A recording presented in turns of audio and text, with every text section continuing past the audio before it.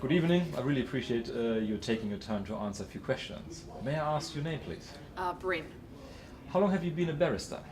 7 months. What are your main practice area? Well, because I'm a baby barrister, I practice in everything right now. And any work that I can get, I take. But ideally, my background has been in Commonwealth litigation. Mm-hmm. Yeah, thank you. Why did you become a barrister? I became a barrister because I really enjoy the advocacy part of being a solicitor, making arguments in court, creating written arguments. I like that part of the practice of law. So it was a natural a natural move to go into the bar as opposed to remaining a solicitor. Okay. I became a barrister because I had worked as a solicitor for 5.5 years, and I got to a stage in my career where the interesting work was going off to a barrister, and I was becoming more of a paper manager, and I decided I preferred to stand up in public, listen to the sound of my own voice, dress in black, and I was losing hair, and I thought I can get a wig as well. I got sick and tired of trying to climb the greasy pole of salaried and then lockstep equity partnership in London. I looked at the partners who had made it to the Holy Grail, and they all seemed to be miserable characters. I decided that I wasn't going to do that, and I was going to become a miserable barrister instead. Thank you. What is the most challenging aspect of your profession? It's a good question. It's probably trying to get on top of the sheer volume of law and information that we have to deal with day in, day out, and which really leaves you feeling like you know nothing and that the day is going to come when you get found out. The most challenging aspect of being a barrister, I think, is the constantly dealing with people who are in dispute. It's not a joyous profession. It's a little bit like being an undertaker. People only come to you when they have to, and they are in trouble.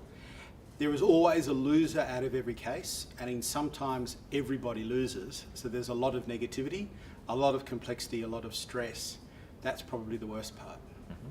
Well, I've only, as I said, I've only been doing this for 7 months, but it's definitely a feast or famine profession in the sense that one day you can be working at 300% busyness and another day at 30%, and you don't know where your next work's coming from. So I think that so far I've noticed that having patience to deal with feast and famine workloads is probably the biggest challenge so far.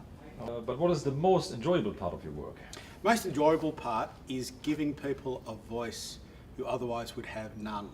I really enjoy acting for people who are victims and securing justice for them, because I have done something that no one else can do. I think the variation in terms of working on a variety of matters for all sorts of barristers has kept things really interesting, so I've enjoyed that. I really like the people that I'm working at. I like the New South Wales Bar. The people at the bar are very friendly, collegiate bunch of people. They're more than willing to give you time to assist you as a baby barrister and help you with any questions and concerns and queries that you have, and that's really invaluable and it's really welcoming. So I really enjoyed that aspect of the bar as well. The people side of it, you get to help people. Sometimes it's insurance companies, sometimes it's real people. But if you feel that you have helped someone solve a problem, then that's a great feeling. What resources are you using to assist you in preparing and researching? Well, at the moment I'm using a LexisNexis subscription, and I'm also using a Westlaw subscription. Yeah, there's no judgment here.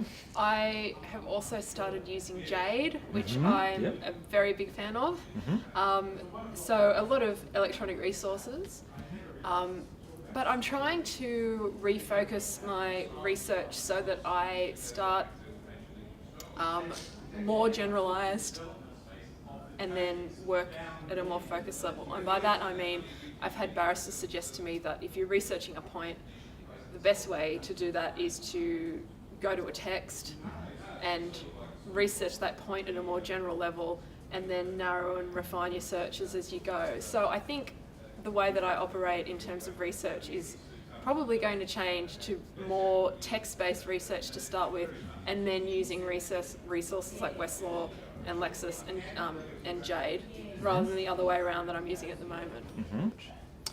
In research, I use a series of subscription and free online services. So LexisNexis database products, as well as Ostly, which is the run by the University of New South Wales, and Legislation Online and Case Law Online, which are both published by the New South Wales Government. Well, LexisNexis, of course.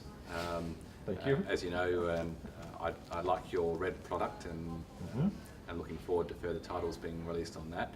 I also use your competitors, Thompson and ProView, for some things. Like most of my colleagues, I use Barnett's Jade service for some research, Ostly, and even the good old New South Wales Case Law website and legislation website.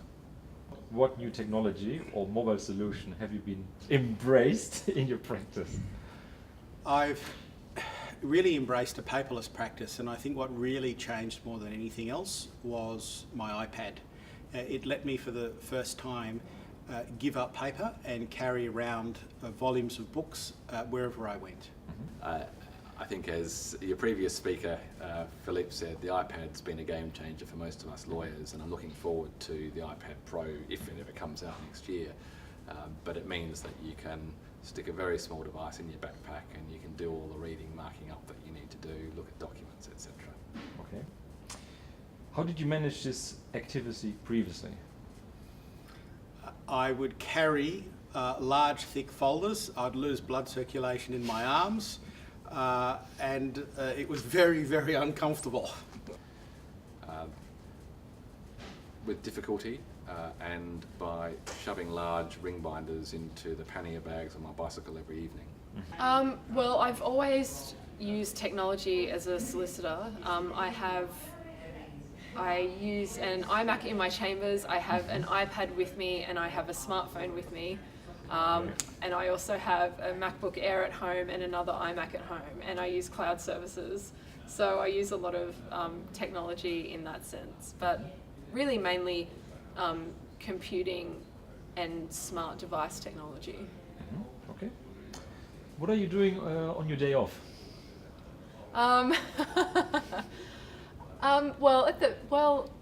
That's the fact that I have to even hesitate in giving that answer is really bad. At the moment, because it's summer, I'm trying to get a little bit fitter, to be honest. Okay.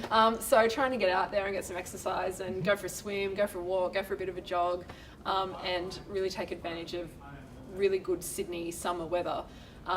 But in winter, I end up on a couch with a blanket watching movies, eating ice cream. So that undoes everything that I do in summer. But no, I like to spend some time relaxing and unwinding and around friends and family, particularly in the summery months. Okay. I'm supposed to be learning to paraglide, but I haven't got around to it. I've got a paraglider sitting and collecting dust, and I need to get back up in the air again. All right. I don't really have days off. I have 2 young children. Okay, thank you very much. Thanks, Thomas.